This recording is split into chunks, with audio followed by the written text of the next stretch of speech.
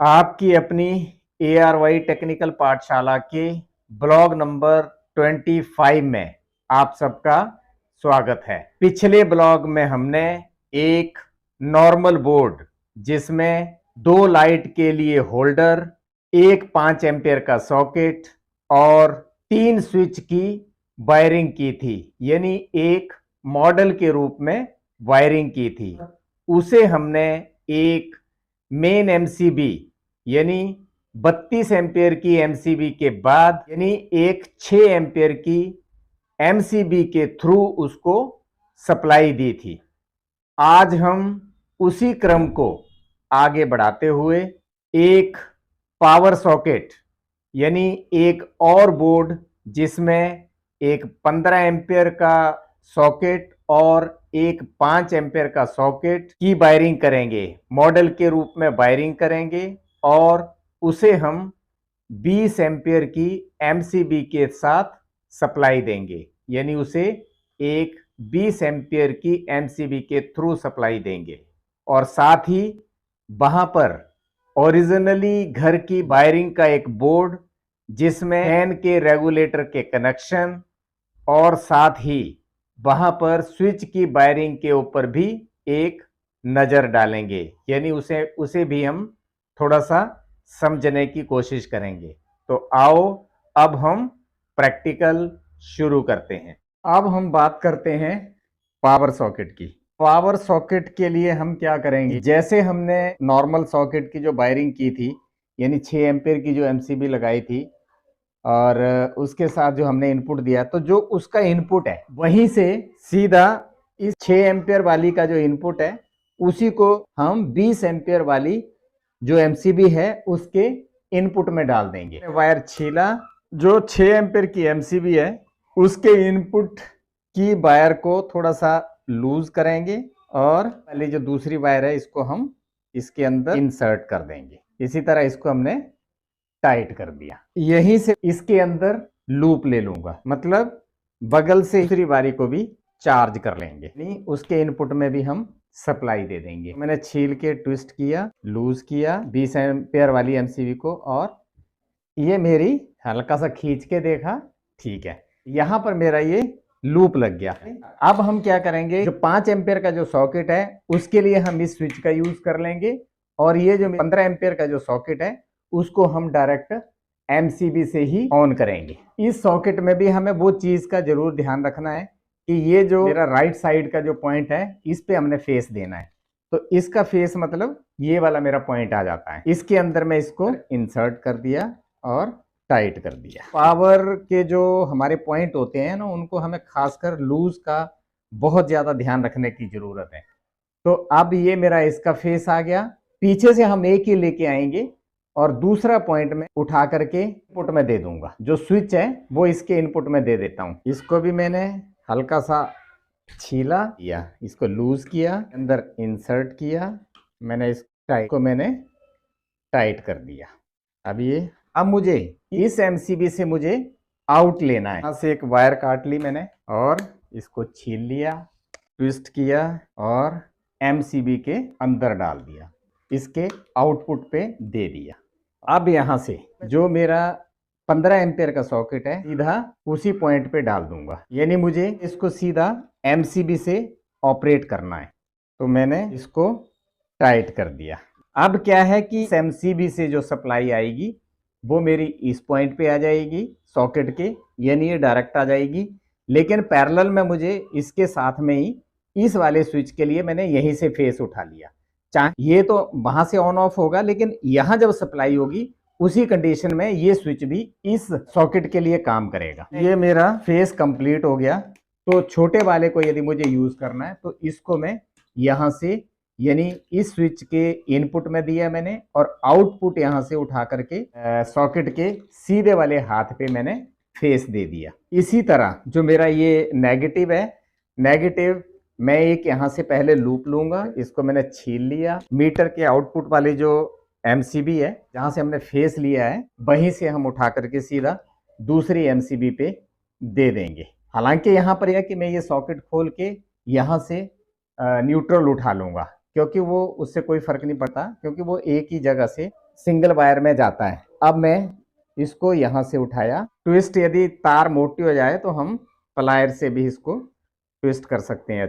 ये ट्विस्ट करना बहुत ही जरूरी है। अब मैंने इसको हल्का सा लूज करने के बाद इसके अंदर इंसर्ट कर दिया और इसको टाइट हो गया। अब क्या है कि फेस मेरा 20 एम्पियर वाली एमसीबी से यहाँ आ गया और ये हमारा डायरेक्ट चार्ज रहेगा और इसी के साथ में यहाँ पर मेरा इस वाले स्विच पे आ गया और इसका जो आउट है स्विच का वो हमने सॉकेट को दे दिया। यानी ये तो मेरा डायरेक्ट रहेगा यानी एमसीबी से, और ये मेरा स्विच सॉकेट जो स्विच से कंट्रोल हो जाएगा। तो अब ये मेरी वायरिंग कंप्लीट हो गई। अब हम इसको चेक करेंगे। जहां मेरा जो पहले की जो सप्लाई लगी है यानी एमसीबी के आउटपुट पे फेस और न्यूट्रल, हम इसको वहीं पर दे देंगे। फेस का वायर दे दिया, न्यूट्रल का वायर आ करके यानी न्यूट्रल में दे दिया। अब मेरी यहाँ पर इस बोर्ड में सप्लाई आ चुकी है। फेस मेरा यहाँ से इधर आया और ये इसमें और उसमें चला गया। न्यूट्रल मेरा यहाँ से इस पॉइंट पे आ गया और इस पॉइंट। अब मैं इसको ऑन करता हूँ। अब यहाँ देखूँ तो ये मेरा फेस आ गया। एक्चुअली में इनपुट यहाँ आया था तो यहीं से मैंने एक लूप किया हुआ है। तो लूप मेरा यहाँ भी जब हम टेस्टिंग करेंगे तो ध्यान रखना है कि मैंने यहाँ पर भी यदि गौर से देखेंगे तो मैंने यहाँ यानी एक कपड़े टाइप का एक इंसुलेटेड एक मतलब जूता पहन रखा है। भले ही मैं कुर्सी पे बैठा हूं लेकिन मुझे जमीन से मुझे आइसोलेट होना बहुत जरूरी है, खासकर जब हमें बहुत ज्यादा नॉलेज नहीं होता है। अब मैं चेक करूंगा तो यहाँ मेरा फेस आ गया। इसके साथ ही यहाँ मैंने लूप किया तो यहाँ फेस आ गया। जो एमसीबी है यहाँ जैसे इनपुट में सप्लाई है लेकिन मेरे आउटपुट में नहीं है तो मैं इसको ऑन कर दूंगा।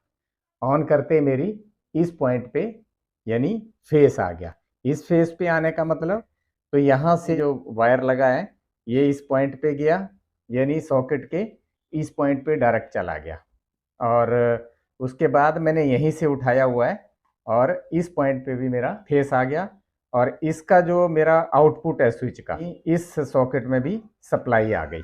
फेस यहाँ आएगा, जैसे मैं इसको स्विच को ऑन करूँगा तो मेरा फेस यहाँ भी आ गया। मैं इसको सीधा कर लेता हूँ। सीधा करने के लिए भी हमें पहले एमसीबी को बंद कर दूंगा और यहाँ पर इसको सीधा कर लूँगा। अब मैं जैसे ऑन किया, ये ऑन किया करते मेरी सप्लाई यानी इस सॉकेट के सीधे वाले पॉइंट पे यहाँ पर सप्लाई आ गई। इसी तरह पॉइंट पे कब आएगी, जब मेरा ये स्विच ऑन होगा। यहाँ पर भी सप्लाई आ गई।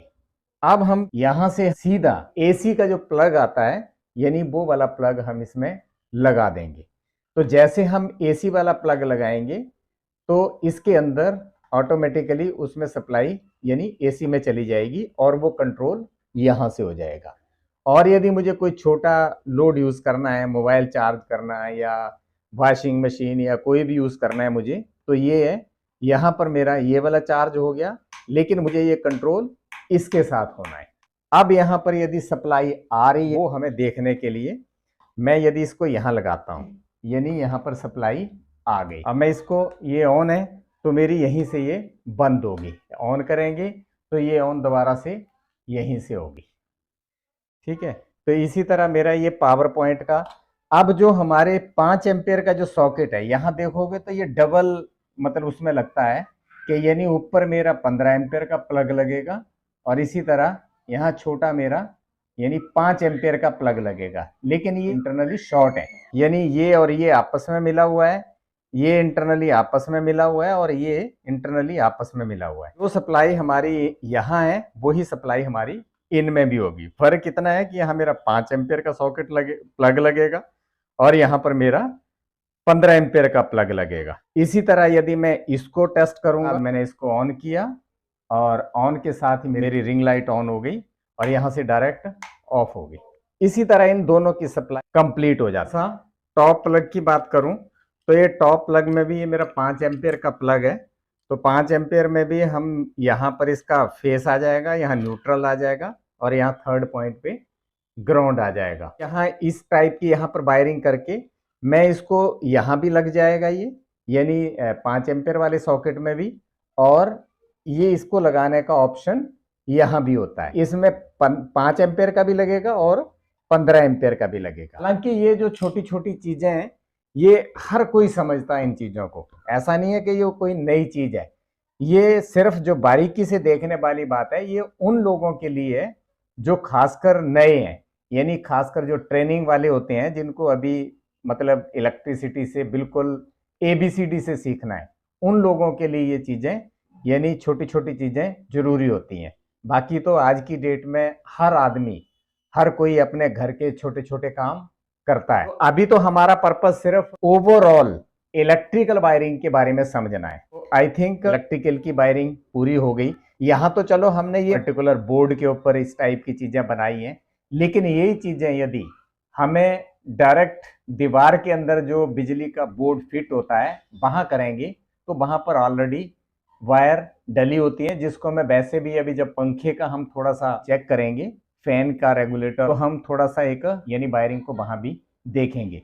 एक्चुअल में फेस न्यूट्रल का जो काम करने का जो प्रोसीजर है, डायग्नोज करने का, कलर कोडिंग का, ये जो सबका सिस्टम है वो एक ही है। अब जैसे मान लिया मैंने स्विच यूज करने, तो स्विच हम कहीं भी करेंगे तो हमें ऐसे ही स्विच यूज होंगे। बोर्ड की बात करेंगे तो हमें ज्यादातर यही स्विच मिलेंगे, 5 एम्पियर में भी मिलेगा, 15 एम्पियर में भी। मैं कोशिश करता हूं कि आपको एक बार हल्का सा फैन का रेगुलेटर और कनेक्शन के बारे में भी थोड़ा सा बता दूं। मेरा पर्पस यहाँ यही है कि बात ये नहीं है कि हमें घर की वायरिंग करनी होती, लेकिन ये है कि घर में जो छोटे छोटे काम होते हैं वो हम इंडिपेंडेंटली कर लें, सेफ तरीके से, अपना प्रोटेक्शन के साथ, प्रिकॉशंस लेकर के हम कर लें। तो अपने आप जब हम कोई काम करते हैं तो उसमें जो एक अंदर से जो कॉन्फिडेंस आता है, इसका एक अलग ही मजा होता है।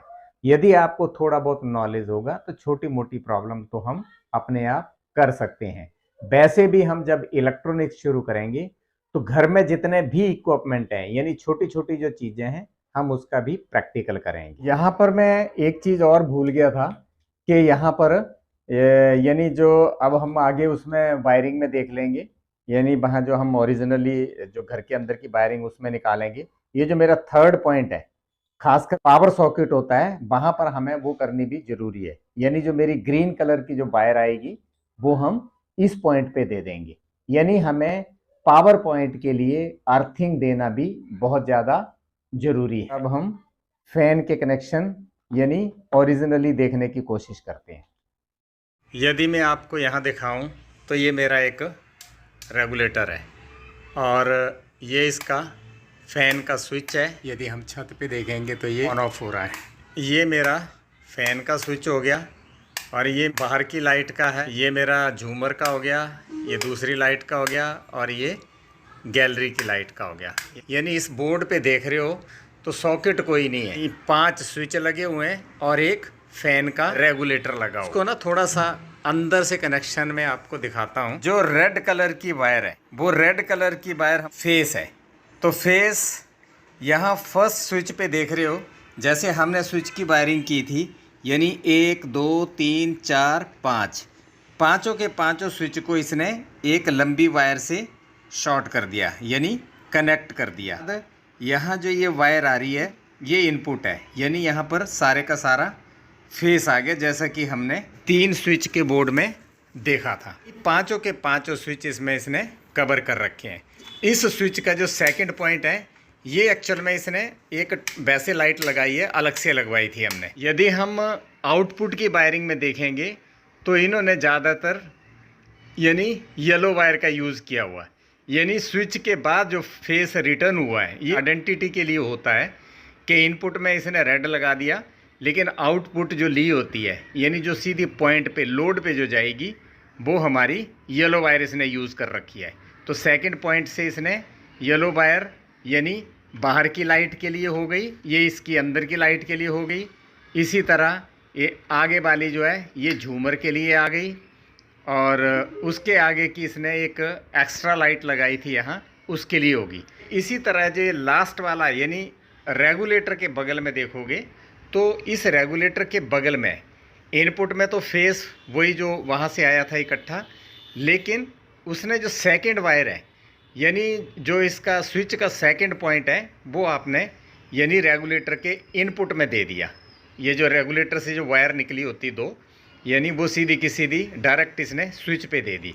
और जो सेकंड वाली है वो वाली सीधी इसने आउटपुट, यानी ये डायरेक्ट हमारी फैन पे चली गई, यानी इस स्विच से रेगुलेटर के इनपुट में, और रेगुलेटर की आउटपुट है वो हमारे ऊपर लोड में चली गई, डायरेक्ट फैन में चलेगी।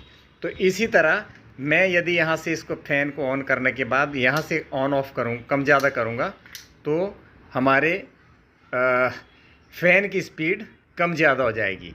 ये जो एक्चुअल में रेगुलेटर आप देख रहे हो ना, ये रेगुलेटर एक मॉसफेट बेस रेगुलेटर होता है। इसके अंदर एक मॉसफेट रहता है, यानी इलेक्ट्रॉनिक्स पार्ट है, सेमी डिवाइसेस भी कह सकते हैं वो। उसके अंदर यानी जो इनपुट हमारी 230 वोल्ट की जो सप्लाई है, ये उसको कंट्रोल करता है, यानी 0, 10, 15, 20, 25, 30, यानी हमें जितनी वोल्टेज यानी फैन की स्पीड कम ज़्यादा करनी है तो हम यहाँ से उसकी वोल्टेज कम ज़्यादा करेंगे, तो ये ऑटोमेटिकली हमारी स्पीड कम ज़्यादा हो जाएगी। तो इसी तरह ये इस टाइप की हमारी घरों में वायरिंग। अब ये जो वायरें हैं सारी की सारी, ये आप देख रहे हो, ये अंदर एक पीवीसी पाइप जो मैं बता रहा था, और लगभग ये 1 इंची की पाइप है, और जिसके अंदर से ये सारी की सारी वायर आई हुई, एक 1 इंची की है और एक 1.25 इंची की है, यानी 2 केबल। एक तो इन्होंने चलो बाद में लगाई है, कुछ एक्स्ट्रा काम हुआ था,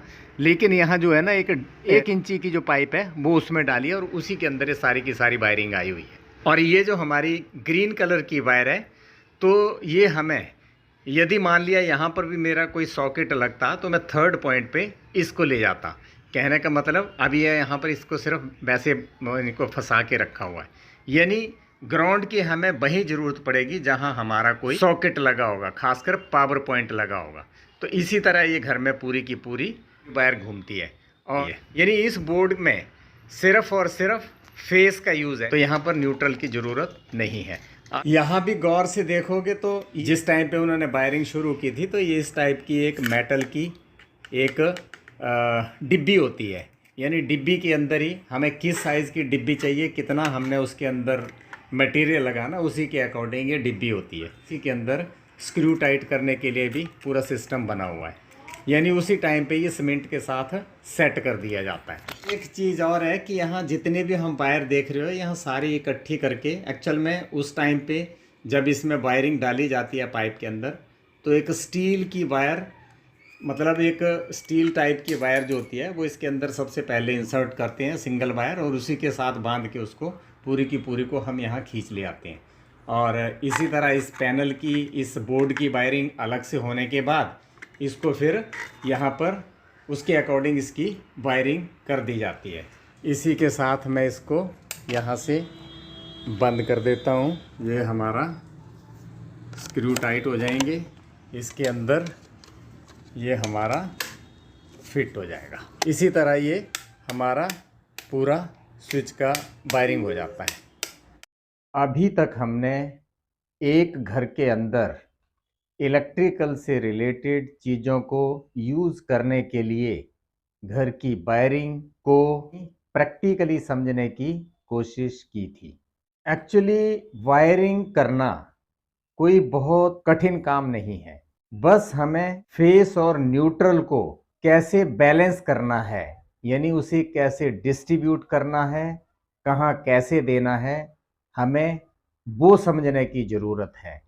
यदि हमने वो सब चीज़ समझ ली तो हमारे लिए वायरिंग करना बहुत आसान हो जाएगा। इलेक्ट्रिसिटी के पाथ को पूरा करने के लिए हमें न्यूट्रल और फेस दोनों की एक समान ज़रूरत होती है, लेकिन एक सही गैप पर, यानी इन दोनों को कभी भी एक साथ नहीं मिलाया जा सकता है, यानी इनके अंदर आपस में गैप होना जरूरी है। इनको सिर्फ हम किसी न किसी लोड के साथ ही आपस में मिला सकते हैं, यानी फेस और न्यूट्रल के बीच में लोड होना जरूरी है।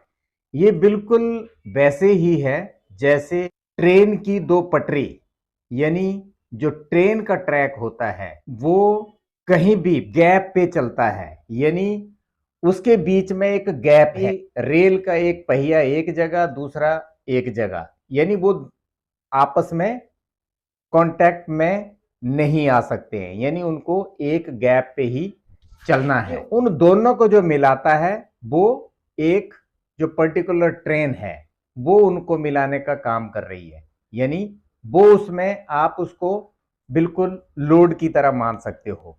इलेक्ट्रिसिटी में एक तरफ फेस और एक तरफ न्यूट्रल, इलेक्ट्रिसिटी के पाथ को दोनों ही जरूरी है, लेकिन एक गैप के साथ मिला सकते हैं, लेकिन वो पर्टिकुलर लोड के साथ। न्यूट्रल और फेस को आपस में मिलाना मतलब खतरनाक साबित हो सकता है, यानी हम उनको किसी भी कीमत में डायरेक्ट आपस में नहीं मिला सकते हैं।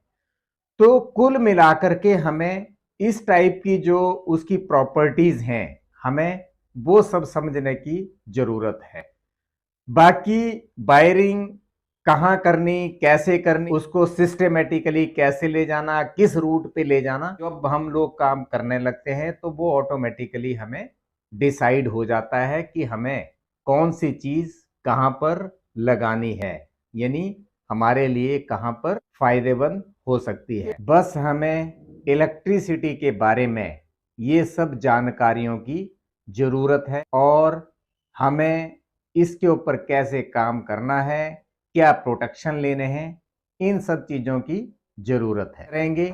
अब हम घर में यूज होने वाले कुछ इलेक्ट्रिकल उपकरणों के मेंटेनेंस को लेकर एक जनरल डिस्कस करेंगे, यानी उसमें छोटी छोटी आने वाली प्रॉब्लम के बारे में समझें। लास्ट में आप सबसे रिक्वेस्ट है कि आप प्रोग्राम को लाइक और सब्सक्राइब जरूर करें। मेरा पर्पस सबको इलेक्ट्रिसिटी और इलेक्ट्रॉनिक्स के बारे में जागरूक करना है और आपके लाइक से ही ये पता चलेगा कि आपको इससे क्या बेनिफिट हो रहा है, यानी बेनिफिट हो भी रहा है या नहीं। इसलिए आप इसे सब्सक्राइब जरूर करें ताकि आने वाले ब्लॉग की आपके पास पहले से ही एक इंफॉर्मेशन मिल जाए। इसी के साथ हम आज का ब्लॉग बंद करते हैं और अगले ब्लॉग में हम घर में यूज होने वाले इलेक्ट्रिकल से ऑपरेटेड इक्विपमेंट के ऊपर, उनकी जनरल मेंटेनेंस के ऊपर डिस्कस करेंगे। उसके बाद हम जल्दी ही इलेक्ट्रॉनिक्स की स्टडी की तरफ आगे बढ़ेंगे। तब तक के लिए नमस्ते, धन्यवाद।